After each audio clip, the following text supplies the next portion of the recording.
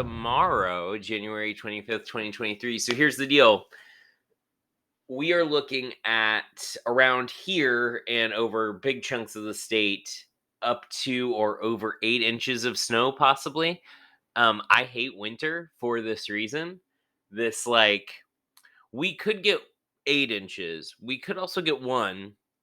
There could also be a weird wind in Antarctica and blow this all to Alabama and we get nothing. It's really hard to tell, and it's frustrating. So, I'm recording my vlog and my lesson for today in case um, things go haywire. We lose power, we lose internet. Y'all lose power or internet. Things are up online and ready for you whenever you're ready. So we may have class tomorrow. I don't know. Some tips if you ever are in a weird weather situation. Be sure to communicate as much as you can. Let us know, let the attendance line know that you're missing. Get something, if you do end up losing power or losing internet, get something from the internet company that says, hey, we lost power, proof. They sometimes might ask for that. So just make sure you know that going in. There's a lot to cover, so I want to make sure we get rolling with it. And I'm going to turn on my hand warmer.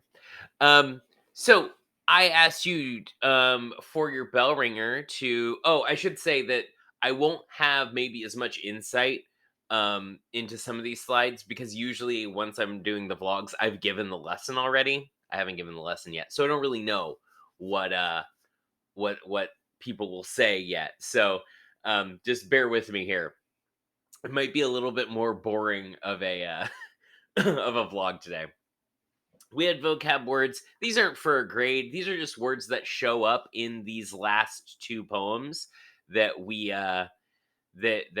So I want to make sure that we went through some of them. Things like loitering and haggard and stuff like that. You can obviously look them up, which is what students will do on the day of. Today we are talking about John Keats. We are reading two poems from him. Died at 26 years old.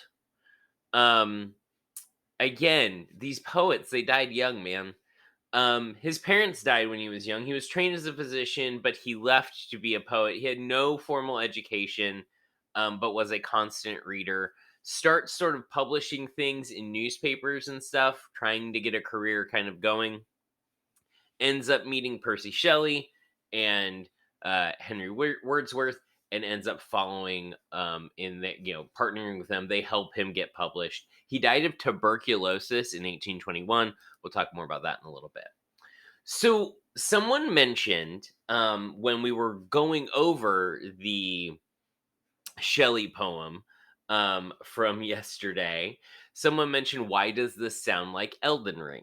If they weren't asking if Michael Sheen was in Twilight, spoiler, he was in Twilight. They were at, and Ultra, no, not Ultraviolet, the Underworld. Among other things where he's like actually, like actual good movies.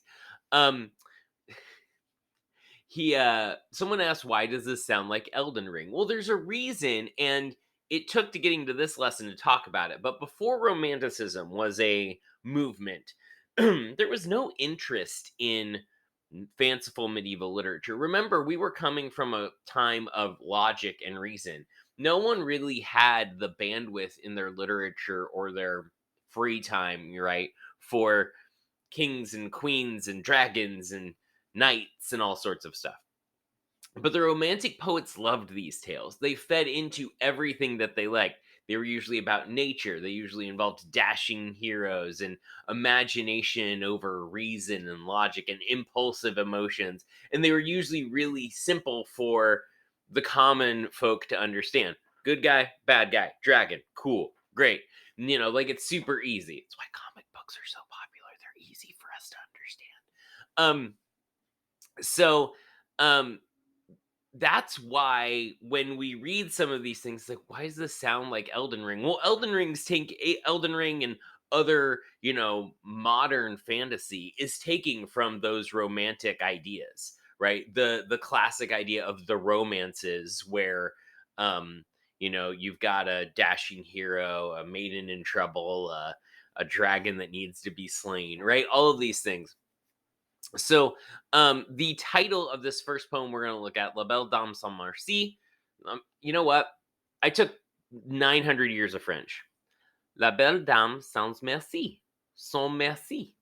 There we go. That's better. It's taken from a 15th century French poem, and it translates to the beautiful woman without pity.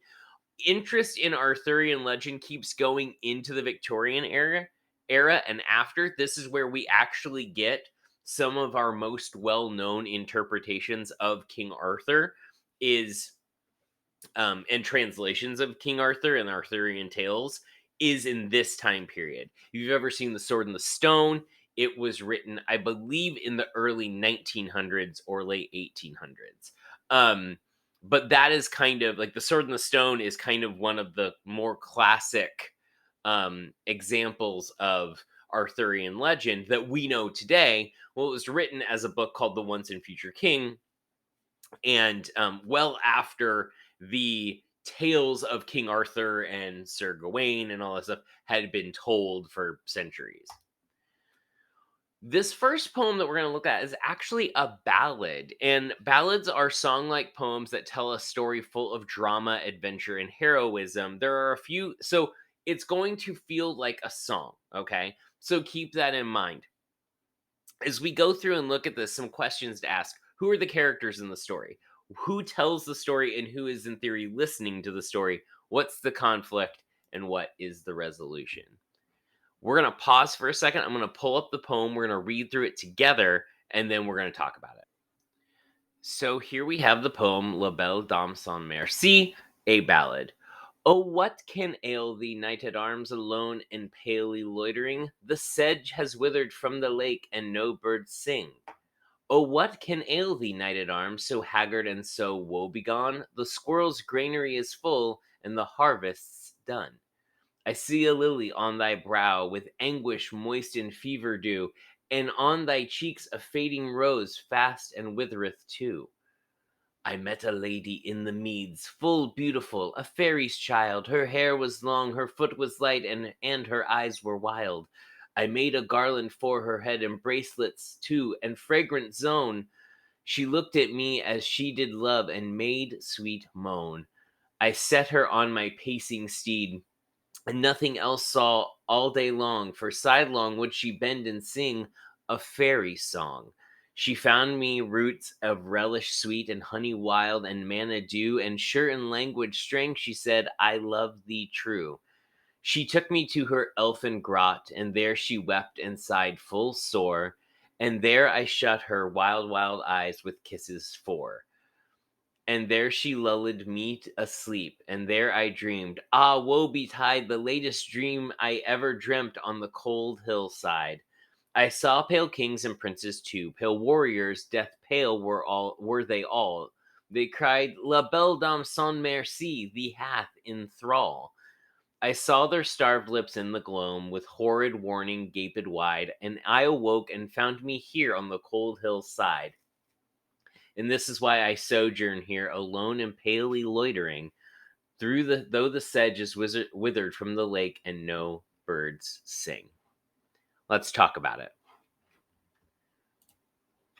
So, in the first three stanzas, we are meeting the knight. The speaker asks the knight, "What's wrong with you?" Basically, in the first stanza, we have the words "ail" and "ailing" and "palely loitering." This is a sickly, wandering knight. The plants have all died. Everything's quiet. There's nothing for him to really do. We don't really know why he's there in the first place. In stanza 2, we have the word "ail" again, and haggard and woebegone. He's pathetic. And in stanza 3, we have a lily on the brow, cheeks a fading rose. He is sick, he is pale, he is feverish. In stanzas 4 through 9, we meet the lady without pity. She's beautiful, she's graceful. She has wild eyes, she's mysterious. She sings a fairy song. Now, if you've ever watched anything like a classic Middle Ages tale or a Greek tale, or even "Oh Brother, Where Art Thou" from the Odyssey, you'll know that fairy songs are rarely good. Um, They usually are meant to entrap and tempt innocent young men, and they do just this. She feeds the knight, she tells him he loves him, he says he loves her, she lulls him to sleep, and she kidnaps him. So, what conclusion can you draw about the lady in the poem? Well, that she is unworldly and overwhelms the knight. What main event happens between stanzas 4 and 8? The lady seduces the knight. I saw pale kings and princes too, pale warriors, death pale were they all. They cried, La belle dame sans merci hath three in thrall, hath thee in thrall. So the knight sees an array of powerful men, all tormented, all pale. They start crying out, "The woman without pity has enslaved you." Stanza 1 asks the question. Stanza 12 answers it. What happened to the knight? This happened to the knight. She happened to the knight. It paints a really lovely picture of disease. The knight is clearly sick. Of disuse, the knight is wandering aimlessly. Of delay, the knight has let the opportunity of success escape from him. Of decay, there are the men in the cave dying and withering away. Of dismay, the word woe betide, meaning like, oh, feel pain. There's a shift in control as the poem goes on, from the knight being in control to the witch being in control. The lady moves the knight from a life of promise and adventure, where he first meets her, to the sterile, stagnant, devoid of action life where we find him at the end of the poem. By going with the lady, the knight cuts himself off from the rest of the world and from all of nature. So, what's it all about? We're not entirely sure. Um, it's a beautiful poem. It's a beautiful little ballad. Could it be about isolation? When we find the knight at the beginning and then he tells a story and we revisit him at the end, he's alone. There are no prospects for him. There's nothing for him to do. There's no knightly things for him to do. So he's left all options of opportunity and just sort of fell out by the wayside. Um, is it about death in life, not living life to the fullest? Is it about tuberculosis? We know that he died. Keats died relatively young from tuberculosis. Could he have written this about the tuberculosis pandemic or epidemic? I don't know the official term. Could he have written it while he was getting tuberculosis? Nature is nourishment, nature protects, nature's a guide. Fairies and creatures and darkness, all of these romanticism things check out. The second thing we're going to look at is an ode to melancholy. I'm going to take a second to pull up that poem, but think about, what is an ode? We talked about it yesterday. Think about it in your head. What is an ode? We'll come back with the answer here in a second. Okay, so if you remember, an ode is any poem written to, or on behalf of, or in honor of something or something in a positive way. Um, we had an ode to the west wind, remember, by Shelley the other day, where we celebrated the west wind. We celebrated it for all it creates, all it helps do, how fearful we are of it, how powerful it is. So this is an ode to melancholy. Now, melancholy, though, is a really sad, depressing feeling. So why would Keats write an ode to melancholy? Well, let's break it down.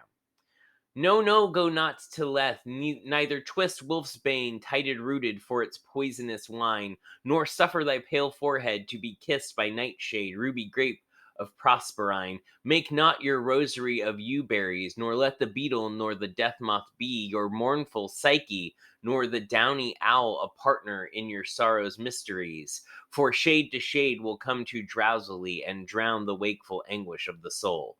But when the melancholy fit shall fall, sudden from heaven, like a weeping cloud that fosters the droop-headed flowers all, and hides the green hill in an April shroud, then glut thy sorrow on a morning rose, or on the rainbow of the salt and wave, or on the wealth of globed peonies. Or if thy mistress some rich anger shows, imprison her soft hand, and let her rave and feed deep, deep upon her peerless eyes. She dwells with beauty, beauty that must die, and joy whose hand is ever at his lips, bidding adieu and aching pleasure nigh, turning to poison while the bee mouth sips. Aye, in the very temple of delight, veiled melancholy has her sovereign shrine. Though seen of none save him whose strenuous tongue can burst joy's grape against his palate fine, his soul shall taste the sadness of her might, and be among her cloudy trophies hung. So there's a lot to unpack there. Let's talk about it. Why does Keats write an ode to melancholy? So we have an ABABCDE rhyme scheme. Three numbered stanzas of 10 lines each. Stanza 1 talks about the improper reactions to melancholy. Stanza 2 talks about how people should embrace melancholy. And stanza 3 gives evidence to support this argument. This is kind of an argumentative poem in a weird way.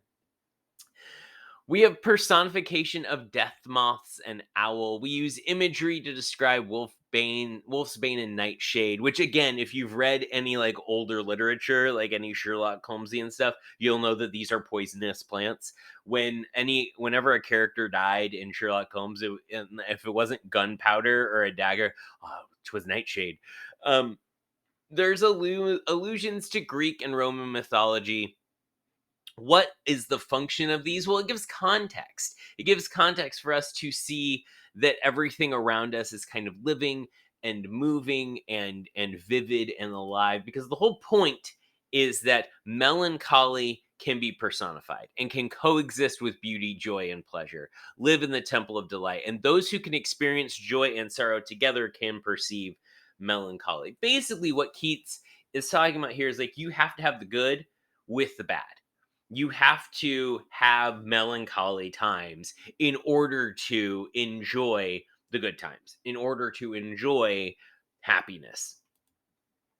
Remember, tone equals meaning. There's an imperative tone here. Stay alert. Don't run away from sorrow. Let it exist. Let it be within you. And there's your poem. There are your two poems. We're done with the unit all. So articles 1 through 3 are up live. I gave everyone extra credit for article of the week 4. There's quiz 1.06 already up available to you now. Quiz 1.10 is available. It's about these two Keats poems. So make sure you look at them, think about it, take your time. You do get 10 attempts on the quiz, but do your best the first time so you don't have to keep retaking it. You will have a Unit 1 paragraph assignment and a Unit 1 extra credit honors assignment. I wanted to go over the paragraph really quick. So, you're going to answer this question in a paragraph. Now, there's a bunch of questions asked here. What do you think I'm asking you to do? Kind of touch on something, latch onto something and answer it, okay? And again, in at least a paragraph. The more you answer, obviously, the better it is, but the Romantic poets rebelled against the rationalism of their time by espousing imagination over logic and reason. How do the poems in this unit extol the power of and virtue of the human imagination? Do you think imagination is as powerful and important to human progress as these poets believed? Do we see examples of the power of imagination today? Use at some point in your answer, use some example from the unit. Okay, that's it. Answer some of that, use one of the poems, you get 20 points, move on with your life, okay? So, and again, you have all semester, you got plenty of time, but the longer you wait, the harder it is because these poems are fresh in our minds. I hope that we have class on Wednesday so I can go over all this again. Do I hope that? Wow, that was a lot. In any case, stay safe if you end up losing power or being cold. Stay safe if you're shoveling snow. Take breaks. Please, please, please take breaks. It can get dangerous out there, so don't overdo it. If nothing else, we will have a work day on Friday for you to review and go over all the stuff from Unit 1. Have a wonderful day, and I will see you later.